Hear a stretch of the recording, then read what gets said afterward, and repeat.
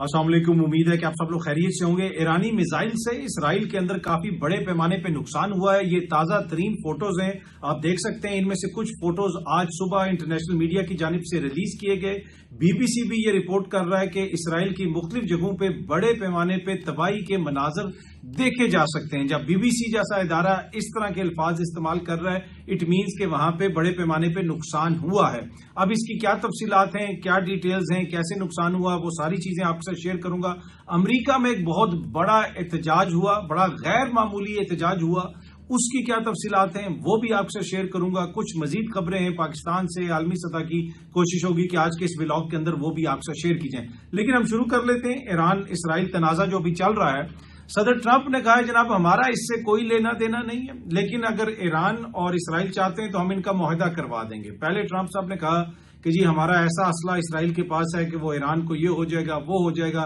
Any way رات بھر اسرائیل کی جانب سے بھی کاروائیاں کی گئی اور دوسری جانب ایران کی جانب سے بھی ڈرونز پھینکے گئے، میزائل پھینکے گئے۔ اور جس وقت میں یہ ویڈیو بنا رہا ہوں، آج صبح اتوار والے دن بھی ایرانی ڈرونز اور ایرانی میزائل جو ہیں وہ آئے اسرائیل کی طرف، اور اسرائیل کہہ رہا ہے تقریباً ان میں سے 7 ہم نے مار گرائے۔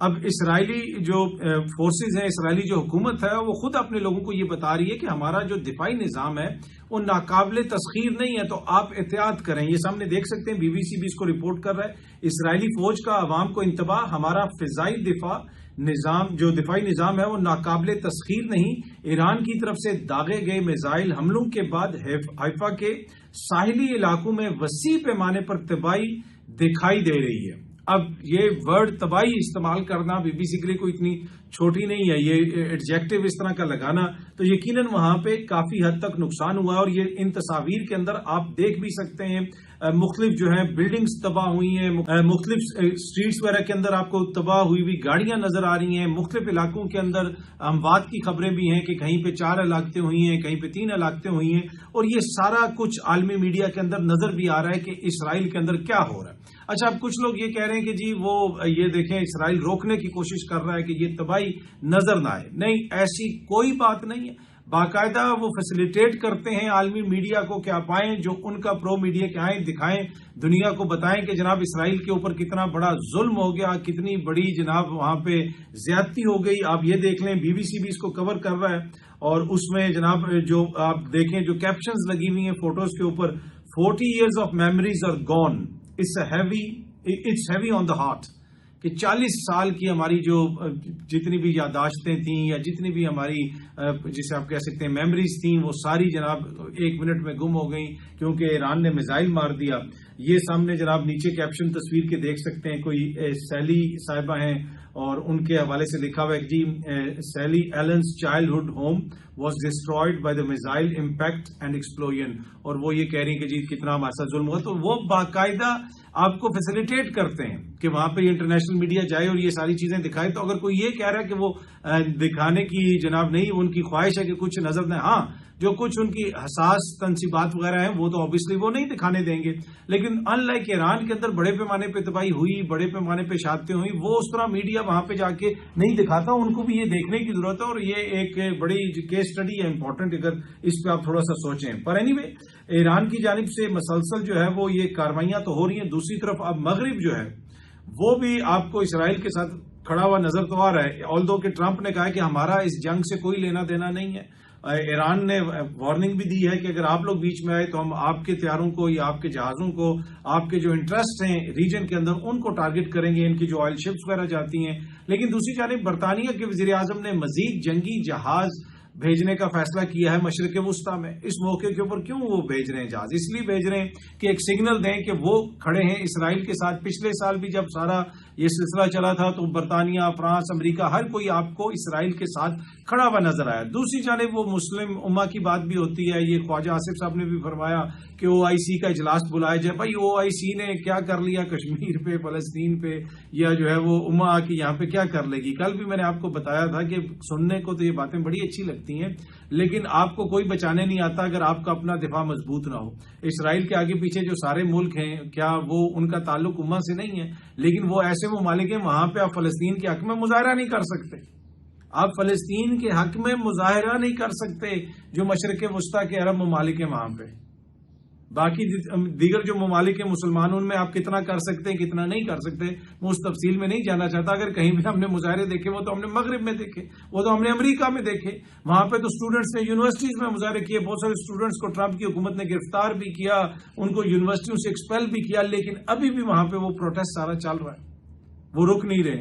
لیکن ادھر جو ہے وہ مسلم امہ آ جائے گی اور وہ یہ کر دے گی بھائی پاکستان کو بچانے کوئی آیا تھا, ہم اس لیے یہاں پہ بیٹھے ہوئے کہ ہمارا اپنا دفاع مضبوط تھا, کوئی آپ کو بچانے نہیں آتا. تو اس خام خیالی میں نہ رہیں کہ جناب کوئی امہ آئے گی. اسرائیل نے تو کبھی نہیں کہا جی کہ فلانے ہماری آ جائیں گے اور ہمیں بچائیں گے, لیکن پھر بھی سارے ان کو بچانے آ رہے ہیں اور وہ پتہ ہے آپ کو کیوں آ رہے ہیں. اچھا, ایران نے اسرائیل کے ڈرونز وغیرہ بھی مار گرائے ہیں. اس کے علاوہ اسرائیل نے ایران کے اندر بھی کاروائیاں کی ہیں, آج بھی کاروائیاں کی ہیں, پھر یمن میں بھی کاروائی کی ہے انہوں نے. حوثی باغیوں جن کو حوثی باغی بھی کہتے ہیں ان کو جو ہے نشانہ بنانے کی کوشش کی ہے. اچھا, پہلے ان کو حوثی باغی کہتے تھے, وہ عالمی میڈیا ان کو اس طریقے سے رپورٹ کرتا تھا, اب ان کو حوثی گروپس کہتے ہیں, کبھی ان کو ریبل گروپ کہا جاتا ہے. obviously ایک زمانے میں وہ آپ کو پتا ہے جو کیپٹل تھا وہاں پہ حکومت کسی اور کی تھی اور حوثی اٹیک کر رہے تھے اور وہ سارا یہ چیزیں اس طریقے سے, اور ابھی بھی عالمی میڈیا میں سم ٹائم ان کو حوثی باغی کہا جاتا ہے. ان کی حکومت کو اس طرح لیجیٹیمیٹ حکومت نہیں مانا جاتا.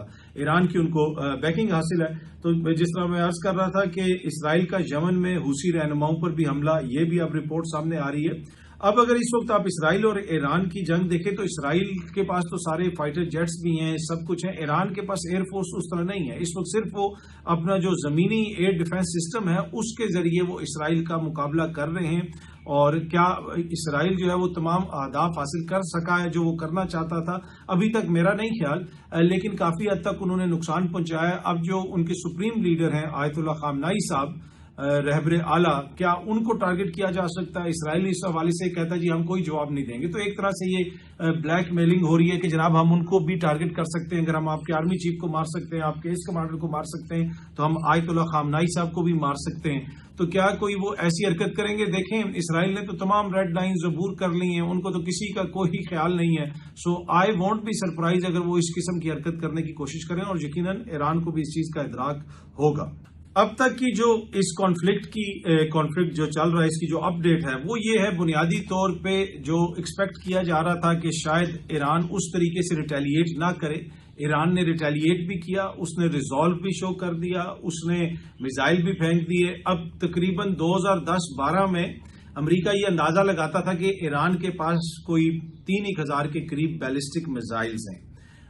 اب اپ ڈیٹ اس کی کیا تعداد ہے, لیکن اب بہت سارے فگرز کوٹ ہوتے ہیں, اینی ویئر بٹوین 6,000 to 10,000 اس کے پاس بیلسٹک میزائلز ہیں.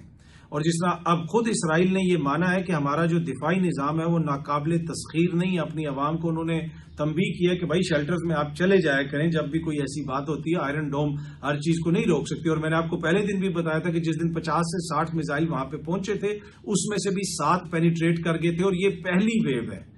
اب اس کے بعد جب دوسری ویو آئے گی, تیسری ویو آئے گی, چوتھی ویو آئے گی, تو پینیٹریشن یعنی اندر جو اس کو ڈاج کر کے اندر پہنچ جائیں گے میزائل, ان کی تعداد میں اضافہ ہوتا جائے گا. اور اتنا آسان نہیں ہوگا اسرائیل کے لیے, اور آگے اگر یہ کانفلکٹ بڑھتا ہے تو یقیناً ان کے لیے مشکلات ہو سکتی ہیں. اور اسی وجہ سے یہ جو برطانیہ کے جہاز وہاں پہ جا رہے ہیں اور یہ ساری اس طرح کی پوسچرنگ ہو رہی ہے, اور اب ٹرمپ بھی کہہ رہے ہیں کہ ہم یہ معاملہ حل کروا لیں گے. تو کچھ لوگ یہ کہہ رہے تھے کہ شروع میں جس طرح باتیں ہو رہی تھیں کہ ایران اس طرح نہیں کر سکے, لیکن اب جس طرح میں نے پہلے بھی آپ سے شیئر کیا تھا کہ ایران کی اتنی ملٹری پاور تو نہیں ہے جتنی اسرائیل کی ہے. ایران دعوے تو بڑے بڑے کر سکتا ہے کہ ہم ان کو یہ کر دیں گے وہ کر دیں گے, اتنا نہیں ہے, لیکن اس میں کوئی دو رائے نہیں ہے کہ ان کے اندر ریزالو ہے, اور وہ خطے کے اندر واحد ملک ہیں جو آگے سے اسرائیل کو کم از کم جواب تو دیتے ہیں. باقی تو جتنے مجاہدین آگے پیچھے بیٹھے ہوئے وہ جو کچھ بھی کر رہے ہیں وہ ہمارے سامنے ہے, اس کی تفصیل میں مجھے جانے کی ضرورت نہیں ہے. اچھا, ایک طرف یہ معاملہ سارا چل رہا تھا, دوسری طرف پاکستان میں جناب کچھ لوگ, کچھ صحافی بار بار یہ پوچھ رہے ہیں کہ عمران خان نے کیوں نہیں ابھی تک ٹویٹ کیا. مطلب ان کو میں یہ تو نہیں کہوں گا کہ ان کو دونوں ہاتھوں سے جو ہے وہ سلام, بلکہ ان کو تو اگر تینوں ہاتھوں سے بندہ سلام کرے تو وہ بھی کم ہے. انہوں نے یہ نہیں پوچھا کہ بھائی کہ عمران خان صاحب کو پھر میڈیا کے سامنے پیش کر دیں, میڈیا کو اندر جانے دیں, لوگوں کو ان سے ملنے دیں تاکہ پتہ چلے کہ عمران خان صاحب کا کیا موقف ہے اسرائیل کے معاملے کے اوپر. ایسی ڈٹائی سے کہ جہاں پہ حکومت کے اوپر سوال کرنے کی ضرورت ہے، کسی اور طرف سوال کرنے کی ضرورت ہے، امریکہ سے یا برطانیہ سے یا کسی اور جگہ سے یہ پوچھ رہے ہیں کہ جی عمران خان اسرائیل کے خلاف ٹویٹ نہیں کر رہا، کہ بھائی آپ لوگ روٹی کو چوچی کہتے ہیں، آپ کو نہیں پتا کہ اس کو تو اس وقت جو ہے کسی سے ملاقات کی بھی اجازت نہیں ہے، اس کی جماعت کہہ رہی ہے کہ جی آپ ملاقات کروائیں، آپ ملاقات کروا دیں تو وہ ٹویٹ کر دے گا، اور ماضی میں آپ کو بہت ساری ٹویٹس ملتی ہیں نیتن یاہو کا نام لے کے انہوں نے ٹویٹ کی ہوئی ہے۔ نام اگر کسی نے نہیں لیا تو مودی صاحب کا کسی نے نہیں لیا، کس نے نہیں لیا؟ اگر آپ کو پتا ہے تو ضرور کمنٹ کر کے بتائیے گا۔ پر اینی وے مطلب آپ دیکھ لیں، حالت یہ ہے کہ کوئی بھی موقع ہے، ایک طرف یہ کہتے ہیں جی وہ ارریلیونٹ ہے، پاکستان کی سیاست میں اس کا کوئی کردار نہیں، لیکن فوراً ہی یہ صحافی حضرات اور کچھ حکومتی دوست جو ہیں وہ فوراً یہ کہنا شروع کر دیتے ہیں کہ بھائی عمران خان کا اسرائیل کے اوپر ٹویٹ کیوں نہیں آیا؟ تو بھائی وہ جب ان سے لوگوں کی ملاقات ہوتی ہے اس کے بعد آ کے وہ بائی ٹویٹ آ جاتا ہے، اور وہ جب ٹویٹ آتا ہے تو پھر کبھی اچھا لگتا ہے، کچھ دوستوں کو کبھی برا لگتا ہے۔ پر اینی وے جناب، دوسری جانب جو ہے علیمہ خان صاحبہ یہ کہہ رہی ہیں کہ عمران خان صاحب کو جو قید تنہائی میں ڈالا ہوا ہے اس کو ہم نارملائز نہیں کرنے دیں گے۔ جی ہاں جی، انہوں نے بڑی سخت ٹویٹ کی ہے علیمہ خان صاحبہ نے، ہم عمران خان کی قید تنہائی کو معمول بنائے جانے کی اجازت نہیں دے سکتے۔ وہ یہ کہہ رہی ہیں کہ جی ان کو اس وقت قید تنہائی میں رکھا ہوا ہے، ان کی کسی سے ملاقات نہیں کروائی جا رہی، اور جس طریقے سے معاملات کو چلایا جا رہا ہے وہ معاملات بنیادی طور پہ عمران خان صاحب کو آئسولیشن کی طرف لے جانے کی کوشش ہے۔ میں تھوڑا سا آپ کو ٹویٹ بھی پڑھ کے سنا دیتا ہوں۔ عمران خان کو مکمل تنہا کر دیا گیا ہے، میری صرف 2 بہنوں ڈاکٹر عظمیٰ خان اور نورین نیازی کو گزشتہ منگل 10 جون کو ہمارے بھائی سے ملنے کی اجازت دی گئی۔ ہمیں ان کے 9 مئی کے جیل ٹرائل والے کیس کے بارے میں خدشہ ہے کہ وہ 21 جون سے جولائی کی کسی تاریخ تک ملتوی ہو سکتا ہے۔ عمران خان کئی ہفتوں سے بارہا کہہ رہے ہیں کہ انہیں خیبر پختونخوا میں بجٹ مختص کرنے کے لیے اپنی ٹیم سے ملنے کی اجازت دی جائے، انہیں خیبر پختونخوا کے عوام کے لیے فنڈز کی تقسیم پر بات کرنے کی اجازت کیوں نہیں دی جا رہی؟ یہ علیمہ خان صاحبہ پوچھ رہی۔ کئی ہفتے قبل عمران خان کے ساتھ ہماری فیملی کی ملاقات کے دوران انہوں نے کہا کہ خیبر پختونخوا کے عوام نے اپنا ووٹ مجھے دیا ہے، اس لیے یہ میری ذمہ داری ہے کہ بجٹ کے اندر جو بھی عوام کی ضروریات ہیں ان کے مطابق جو ہے چیزوں کو رکھا جائے، مجھے مشاورت کے لیے اپنی ٹیم سے ملنا ہے۔ ہم عمران خان کی تنہائی کو معمول کی بات بنانے کی اجازت نہیں دے سکتے اور نہ ہی اس کی اجازت دیں گے۔ جناب وہ یہ کہہ رہی ہیں کہ یہ بالکل ایک نارمل چیز ہوگی کہ جب دل کرتا ہے عمران خان کی ملاقات روک دی جاتی ہے، جب دل کرتا ہے ان کی ملاقات کروا دی جاتی ہے، تو وہ یہ کہہ رہی ہیں کہ اس کو ہم نارمل بالکل بننے نہیں دیں گے۔ کچھ مزید خبریں بھی ہیں پاکستان سے، لیکن پہلے ذرا امریکہ چلتے ہیں۔ امریکہ میں ایک بہت بڑا غیر معمولی احتجاج ہوا، کوئی سوچ نہیں سکتا تھا کہ اتنا بڑا احتجاج ہوگا، ایسے احتجاج ہوگا۔ جی ہاں جی، میں بات کر رہا ہوں کہ ڈونلڈ ٹرمپ کے خلاف وہاں پہ احتجاج ہوا ہے۔ یہ سامنے آپ دیکھ سکتے ہیں، بی بی سی رپورٹ کر رہا ہے کہ بڑے پیمانے پہ امریکہ بھر میں مختلف ٹاؤنز کے اندر، مختلف سٹیز کے اندر ڈونلڈ ٹرمپ کے خلاف مظاہرے ہوئے ہیں، احتجاج ہوا ہے اس موقع کے اوپر جب وہاں پہ ایک فوجی پریڈ کا انعقاد کیا ہے ڈونلڈ ٹرمپ صاحب نے۔ اور اگر آپ اس خبر کی تفصیل پڑھیں، بی بی سی جو رپورٹ کر رہا ہے اس میں انہوں نے لکھا ہے کہ protest against President Donald Trump have taken place in towns and cities across the U S organised by a group called No Kings. انہوں نے کہا جی کوئی بادشاہ نہیں ہے، کسی کو بادشاہ نہیں بننے دیں گے، تو بادشاہ سلامت جو ہے کوئی نہیں ہے، گروپ کا نام ہے نو کنگز۔ انہوں نے یہ احتجاج کیا ہے ڈونلڈ ٹرمپ صاحب کے خلاف۔ The demonstrations were held to counter a rare military parade hosted by Trump in Washington DC۔ اور ایک بڑی غیر معمولی اور بڑی ریئر قسم کی، یعنی شاذ و نادر ہی اس قسم کی کوئی چیز ہوتی ہے، امریکہ کے اندر ایک فوجی پریڈ کا انعقاد کیا گیا، اور اس فوجی پریڈ کے انعقاد کے موقع کے اوپر ڈونلڈ ٹرمپ صاحب کے خلاف نو کنگز یعنی کوئی بادشاہ نہیں، اس گروپس نے مختلف شہروں کے اندر جو احتجاج آرگنائز کیا اور احتجاج کیا۔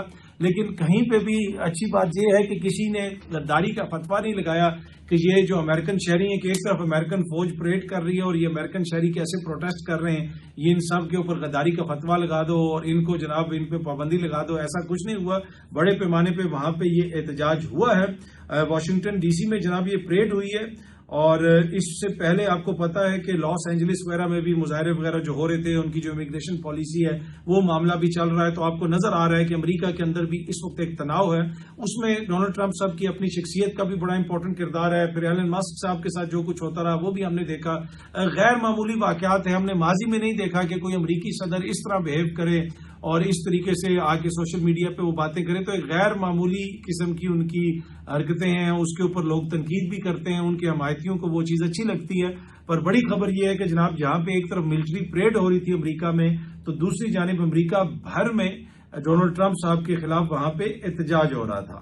دوسری جانب اس امپورٹنٹ موقع کے اوپر پاکستان کے جو آرمی چیف ہیں فیلڈ مارشل عاصم منیر صاحب، وہ بھی امریکہ کے دورے پہ موجود ہیں، اور پاکستان تحریک انصاف نے وہاں پہ احتجاج وغیرہ بھی کیا ہے۔ آلدو کہ پاکستان تحریک انصاف جو پاکستان میں ہے وہ یہ کہتی ہے جی ہمارا تو اس چیز سے کوئی تعلق نہیں، دنیا بھر میں اگر کوئی احتجاج کر رہا ہے تو وہ ان کا اپنا مسئلہ ہے، لیکن وہاں پہ پاکستان تحریک انصاف کے لیڈران وغیرہ تو جو سوشل میڈیا پہ فوٹیجز نظر آئی ہیں ان میں دیکھا جا سکتا ہے۔ اب جنرل عاصم منیر صاحب کا، فیلڈ مارشل عاصم منیر صاحب کا جو دورہ ہے اس کی تفصیلات ابھی اس طرح سامنے نہیں آئی ہیں کہ وہاں پہ ان کی کیا انگیجمنٹ ہوگی، میڈیا پہ اس پہ زیادہ رپورٹنگ نہیں ہوئی، اور سینئر صحافی طلعت حسین صاحب نے بھی اپنے ولاگ میں بات کرتے ہوئے کہا کہ اگر آپ بتائیں گے نہیں کہ اس دورے کا ایجنڈا کیا ہے اور معلومات کیا ہیں تو پھر اسپیکولیشن زیادہ ہوں گی۔ جن دوروں سے متعلق آپ معلومات چھپانا چاہتے ہیں ان کی معلومات سب سے زیادہ لیک ہوتی ہیں امریکہ سے۔ میں لکھ کر دینے کے لیے تیار ہوں کہ اس دورے کی معلومات کسی نہ کسی امریکی اخبار میں آ جائیں گی۔ تو وہ جو فیلڈ مارشل صاحب کا دورہ ہے اس حوالے سے ابھی تک آفیشلی کوئی زیادہ چیزیں سامنے نہیں آئی، میڈیا میں بھی کچھ زیادہ رپورٹس نہیں ہوا۔ جب یقیناً ان کی تفصیلات آنے والے دنوں میں ہو سکتا ہے شیئر کی جائیں اور وہ پھر میڈیا کو بھی پتہ چلے۔ تو وہ طلعت حسین صاحب اسی حوالے سے کہہ رہے ہیں کہ جناب معلومات تو اس طرح شیئر نہیں کی جا رہی ہیں، اور جب معلومات چھپانے کی کوشش کی جاتی ہے تو اکثر امریکی اخبارات وغیرہ جو ہے وہ شائع کر دیتے ہیں، پر ایم شور کہ جو بھی اس کا آفیشیل ورژن ہوگا وہ حکومت پاکستان جو ہے وہ یقیناً شیئر کر دے گی، جو اگر اس میں کوئی ایسی چیز ہوئی جو شیئر کرنے والی وہ کرنا چاہتے ہیں تو آنے والے دنوں میں ہو سکتا ہے کہ وہ چیز بھی سامنے آ جائے۔ پر اینی وے اگر آپ پاکستان واپس آ جائیں تو پاکستان میں ایک بجٹ پیش کیا گیا، بجٹ جناب اب وہ منظور ہونا ہے۔ اب پاکستان پیپلز پارٹی کا اس میں بڑا امپورٹنٹ کردار ہے۔ میں نے آپ کو بتایا تھا کہ پچھلے سال جب بجٹ آیا تھا تو اس کو توہین قرار دیا گیا تھا عوام کی، اس پہ بڑی بڑی باتیں کی گئی تھیں پاکستان پیپلز پارٹی کی جانب سے، لیکن پھر وہ منظور بھی پاکستان پیپلز پارٹی کے ووٹوں سے ہی ہوا تھا۔ تو اب جناب وفاقی جو بجٹ ہے اس کے حوالے سے پاکستان پیپلز پارٹی تحفظات کا اظہار کر رہی ہے، اور بجٹ کی منظوری کے لیے ووٹ نہیں دے گی پاکستان پیپلز پارٹی۔ مراد علی شاہ صاحب نے یہ کہا ہے کیونکہ کچھ ہمارے تحفظات ہیں اگر ان کو دور نہ کیا گیا تو۔ سندھ کے جو یونیورسٹیز کا بجٹ ہے وہ 4 سے 2 ارب اور سکھر حیدرآباد موٹر وے کے لیے رقم 30 سے کم کر کے 15 ارب کرنے پر پاکستان پیپلز پارٹی نے احتجاج کیا ہے، اور وہ یہ کہہ رہے ہیں کہ ہمارے تحفظات دور نہ ہوئے تو ہم بجٹ کے لیے ووٹ نہیں دیں گے۔ یہ ہر دفعہ یہ ایسے کہتے ہیں، نظام کا حصہ ہیں، اچھا ہے یا برا ہے یہ نظام جیسے بھی چل رہا ہے یہ پاکستان پیپلز پارٹی کے مکمل تعاون سے چل رہا ہے، ان کے تعاون کے بغیر تو نہیں چل سکتا۔ آپ دیکھتے ہیں کہ اس برس جناب یہ ہوتا ہے بجٹ کے اوپر منظور، یعنی بجٹ کو یہ ووٹ دیتے ہیں یا نہیں دیتے، وہ آنے والے چند دنوں میں چیزیں کلیئر ہو جائیں گی۔ اچھا جی، بجٹ کے حوالے سے سینٹ کے اندر کچھ چیزوں کے اوپر تحفظات کا اظہار کیا گیا ہے۔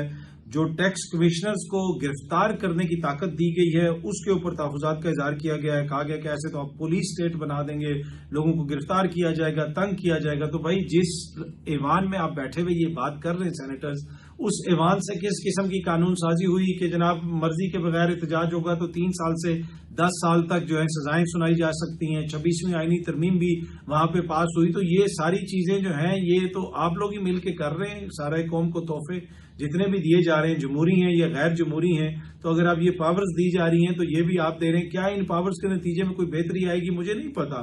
چیئرمین FBR جو ہیں انہوں نے بھی یہ کہا ہے، لنگڑیال صاحب نے، کہ پاکستان میں جو امیر طبقہ ہے وہ 1233 ارب روپے کی ٹیکس چوری میں ملوث ہے۔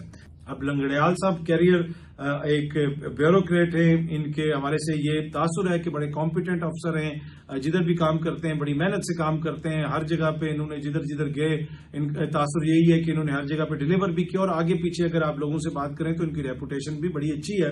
اور یہ بات وہ درست کہہ رہے ہیں کہ امیر طبقہ جو ہے وہ 1000 ارب سے زیادہ ٹیکس چوری کرتا ہے۔ انہوں نے یہ بھی بتایا کہ جب ہم نے شوگر ملوں کو مانیٹر کرنا شروع کیا کہ کتنی چیز اندر جا رہی ہے کتنی چیز باہر آ رہی ہے تو انہوں نے پروڈکشن ہی بند کر دی۔ تو ٹیکس چوری تو ایشو ہے، لیکن ایک اور بڑا ایشو ہے کہ جو کہا جاتا ہے نا کہ جی پاکستان کے اندر ٹیکس جو ہے وہ اتنا چوری کر لیا جاتا ہے اور وہ اتنا بڑا مسئلہ ہے، اتنا بڑا ایشو ہے کہ جس کی وجہ سے ہمیں بجٹ کا خسارہ بھی ہوتا ہے، یہ بھی ہوتا ہے وہ بھی ہوتا ہے، وہ چیزیں ہیں، لیکن at the same time Pakistan میں اتنی انکم نہیں ہے۔ اب امیر طبقہ چلے ہم کہتے ہیں جی 1200 نہیں 1500 ارب ٹیکس چوری کر لیتا ہے. کیا 1500 ارب ٹیکس وہ ہم ڈال دیں گے تو پاکستان کا قرضہ ختم ہو جائے گا, پاکستان کا بجٹ خسارے سے باہر آ جائے گا؟ آپ 3000 اس میں اور ڈال دیں, آپ 3000 ارب جو ہے آپ تاجروں سے بھی لے لیں, پھر بھی کیا پاکستان کا بجٹ خسارے سے باہر آ جائے گا؟ کیا پاکستان کا جو ہے وہ بکس جو ہے وہ بیلنس ہو جائیں گی؟ بکس تو پھر بھی شاید بیلنس نہ ہو. تو میری یہ جو ہے نا سمپل سا ایک آرگیومنٹ ہے کہ جو سٹوریاں ہمیں سنائی جاتی ہیں کہ ادھر بڑا پیسہ ہے بہت ہے, ادھر اتنا پیسہ نہیں ہے. ہاں میں یہ نہیں کہہ رہا کہ خدا نہ خواستہ کوئی ٹیکس چوری نہیں کرتا یا میں کوئی ٹیکس چوروں کی حمایت کر رہا ہوں. بڑے پیمانے پہ ٹیکس چوری ہوتی ہے, یہاں پہ 2 نمبریاں ہوتی ہیں, سب کچھ ہوتا ہے. لیکن یہ جو ہمیں بچپن سے سٹوریاں سنائی جاتی ہیں نا کہ جی پاکستان بڑا امیر ملک ہے, پاکستان کے اتنے 100 ارب ڈالر وہاں پڑے ہوئے ہیں, یہ اس حد تک چیزیں نہیں ہیں. یہ کہانیاں جو ہے نا کانوں کو خوش کرنے کے لیے ٹھیک ہے. یہ ساری ٹیکس چوری بند بھی ہو جائے تو پھر بھی مسائل حل نہیں ہوں گے. پاکستان کے مسائل تب حل ہوں گے جب پاکستان کی انکم بڑھے گی اور ٹیکس چوری بند ہوگی. ٹیکس چوری کو روکنا امپورٹنٹ ہے, لیکن اس کے ساتھ ساتھ انکم میں اضافہ کرنا ضروری ہے. آپ ٹیکس ہی لگاتے جائیں گے تو جن کی پچھلے سال انکم تھی, آپ یقین کریں آج اس وقت بہت سارے لوگ ایسے ہیں جن کی انکم اس سے کم ہوئی بھی ہے. اس کے مختلف فیکٹرز ہیں, میں اب ان سارے ڈیٹیلز میں نہیں جانا چاہتا. تو ہم نے اکانومی کو گرو کروانا ہے, انکم میں اضافہ کروانا ہے. جب انکم میں اضافہ ہوگا ٹیکس میں بھی آٹومیٹکلی ٹیکس کی جو آمدن ہے اس میں بھی اضافہ ہوگا. پھر آپ ٹیکس کے نظام کو بھی فعال بنائیں, اس کو بھی بہتر کریں, ٹیکس چوری کو بھی روکیں. لیکن انکم جنریٹ کرنے پہ ہمیں جو ہے توجہ دینی پڑے گی. جب تک ہماری انکم جنریٹ نہیں ہوگی, ہم جتنی بڑی مرضی دیو مالائی سٹوریاں سناتے رہیں کہ جی پاکستان میں اتنے ارب کی سرمایہ کاری آ جائے گی, یہاں پہ دنیا کا خوبصورت ترین ملک پاکستان ہے, یہاں پہ ٹورزم آ جائے گا اتنے ارب ڈالر کا. بھائی کون آئے گا ٹورزم وہاں پہ کرنے جہاں پہ راستے میں لوگوں کو گولیاں مار دی جاتی ہیں؟ پاکستان کیا خوبصورت نہیں ہے؟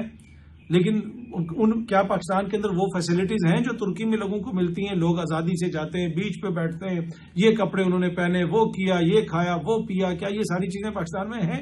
نہیں ہے. تو یہ اپنے آپ سے ہم جھوٹ بولنا بند کر دیں. اور سب سے خطرناک جھوٹ وہ ہوتا ہے جو آپ اپنی ذات سے بولتے ہیں, خود کو تسلی دیتے رہتے ہیں کہ جی یہ بھی ہے ہمارے پاس, وہ بھی ہے. نہیں, بہت ساری چیزیں بہتر کرنے کی ضرورت ہے. عمران خان صاحب کے دور حکومت میں بھی کہا جاتا تھا کہ جی وہ ادھر بڑا ٹورزم آ جائے گا, لوگ پہاڑوں پہ جائیں گے. بھائی لمیٹڈ لوگ آئیں گے جن کو ایڈونچر کا شوق ہے, جو اپنی جان جوکھوں میں ڈال سکتے ہیں. آدھا پاکستان تو ناردرن ایریاز کی طرف ٹریول ہی نہیں کرتا. کیا آپ فیملی کے ساتھ جائیں تو راستے میں ایک آپ کو ٹوائلٹ نہیں ملتا ہے. پوری دنیا آپ کو کھڑی ہو کے ایسے دیکھ رہی ہوتی ہے, 4 ٹورسٹ آ جائیں تو کون آئے گا ایسے ماحول کے اندر؟ تو یہ ساری جو ہے تو فیل تسلیاں ہیں, دیتے رہیں ہم اپنے آپ کو ایسی تسلیاں, جھوٹ بولتے رہیں تو وہ ایک الگ بات ہے. باقی ریالٹی وہی ہے جس طرح ابھی آپ نے دیکھا جو ایران کے ساتھ جس طرح اسرائیل نے اٹیک کیا, اس سے پہلے جو کچھ فلسطین میں ہو رہا ہے, اور اس پہ بھی ہم کہہ رہے ہیں کہ جی OIC کا اجلاس بلا لیں اور مسلم امہ کا اس میں کیا کردار ہے. میں نے آپ سے پہلے بھی جس طرح شروع میں عرض کیا, کسی کا کوئی کردار نہیں. آپ کا اپنا دفاع مضبوط ہے تو آپ اپنے آپ کو بچائیں گے. جب انڈیا نے پاکستان پہ حملہ کیا تھا کتنی مسلم امہ آ گئی تھی یہاں پہ پاکستان کو بچانے کے لیے. اگر ہمارا اپنا دفاع مضبوط نہ ہوتا, ہمارا یہاں سے اس طرح کا رسپانس نہ ہوتا تو کیا ہمیں بچانے آتی OIC؟ نہیں. آج اگر ہم محفوظ بیٹھے ہوئے ہیں, آج مودی صاحب کو اگر کوئی سبکی ہوئی ہے وہ اسی وجہ سے ہوئی ہے کہ ہمارا دفاع مضبوط ہے. اگر ہمارا دفاع مضبوط نہ ہوتا تو پھر ہم بھی جو ہے وہ لوگ ہمدردی کا اظہار کر رہے ہوتے اور امہ کی باتیں ہو رہی تھی. کسی نے آپ کو کسی اور ملک نے آگے نہیں بچانا, آپ نے خود اپنے آپ کو بچانا ہوتا ہے. اور پاکستان اس کی پرائم ایگزامپل ہے کہ آپ دیکھ لیں کہ وہ ایک چھوٹا سا اسرائیل ہے, آگے پیچھے سارے عرب ممالک ہیں, اور وہ جناب ان کی ایک طرح سے بالکل کوئی ان کے آگے نہ بولتے ہیں نہ بات کرتے ہیں. یہاں پہ ہمارا 7 گنا بڑا دشمن ہے. آپ جو مرضی کہہ لیں, ہمارے اندر آپس میں بڑے اختلافات ہوں گے, لیکن وہ جس قسم کی باتیں کر رہے تھے اور جس طرح کا انہوں نے اٹیک کیا تھا, آگے سے ان کو جواب ملا, ان کی تسلی ہوئی. رافیل گرے, پوری دنیا نے دیکھا. اچھا اب یہ بات بھی ہوتی ہے کہ جی رافیل گر گیا, پہلی دفعہ رافیل گر گیا, پہلی دفعہ F-35 گر گیا ایران کے اندر. مجھے نہیں پتا ایران میں F-35 گرا ہے یا نہیں گرا, پر مجھے یہ 100% کنفرم ہے, میں آپ کو بتا سکتا ہوں کہ پاکستان نے 1 سے زیادہ بھارت کے رافیل گرائے. اب یہ جو کہا جاتا ہے کہ پہلی دفعہ جنگ کے اندر رافیل گر گیا, یہ سب بالکل بکواس بات ہے. پہلے انہوں نے جنگیں لڑی کون سی ہیں؟ یہ کیا کرتے تھے؟ رافیل نے جا کے جناب لیبیا پہ حملے کر دیے یا شام پہ حملہ کر دیا، وہ بیچارے جن کے پاس کچھ بھی نہیں ہے ان پہ حملہ کرتے تھے، جن کی آگے سے نہ کوئی ٹریننگ ہے نہ ایئر فورس ہے، وہاں پہ جا کے یہ بمباری کرتے تھے۔ اسی طریقے سے امریکہ اپنا سارا اسلحہ جو بھی نیا اسلحہ بناتے ہیں، کبھی افغانستان پہ استعمال کیا، کبھی عراق پہ جا کے پریکٹس کی، تو انہوں نے تو جنگیں کبھی ان تیاروں نے اس میں لڑی نہیں، پہلی دفعہ یہ جنگ لڑنے آئے پاکستان کے ساتھ، اور یہاں پہ پھر پاکستان کی ایئر فورس، پاکستان کی فوج، پاکستان کا ایئر ڈیفنس سسٹم، پھر جب جنگ ہوئی ہے تو پھر رافیل کا پتہ چل گیا۔ تو مجھے اس میں بڑا اعتراض ہوتا ہے، جب کہا جاتا ہے جی F-35 کبھی جو ہے کسی جنگ میں نہیں گرا یا رافیل کسی جنگ میں نہیں گرا، ان مغربی ممالک نے جنگیں لڑی کون سی ہیں؟ یہ تو جن کے پاس کچھ نہیں ہوتا یہ ان پہ جا کے کارپیٹ بمنگ کرتے ہیں، لڑے نہ کسی صحیح جنگ لڑی ہے نا، جنگ ہوئی ہے نا رافیل کی پہلی دفعہ، کہتے تھے جی رافیل J-10C سے بہت آگے ہے، لیکن آپ کے آگے سے ایک پروفیشنل ایئر فورس تھی، پروفیشنل ٹریننگ تھی، پروفیشنل آپ کی ملٹری تھی، پروفیشنل انہوں نے سنکرونائزیشن تھا، پروفیشنل قسم کا آگے سے پلان تھا، تو پھر کیسے جوتے پڑے؟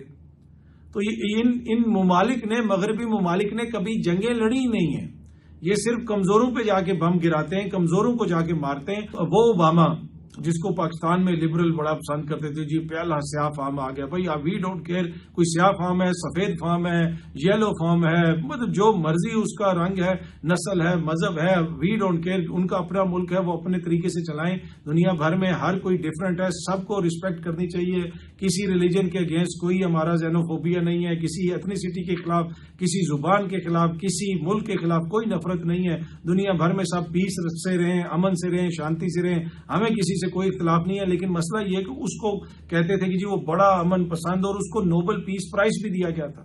اوباما کی صدارت کے آخری سال میں امریکہ نے دنیا بھر میں 20,000 سے زیادہ بم گرائے تھے، 20,000 سے زیادہ بم، اور وہ سارے بم ان جگہوں پہ گرائے تھے کہ جہاں پہ اگلوں کی سکت ہی نہیں کہ وہ آگے سے کچھ کر سکیں۔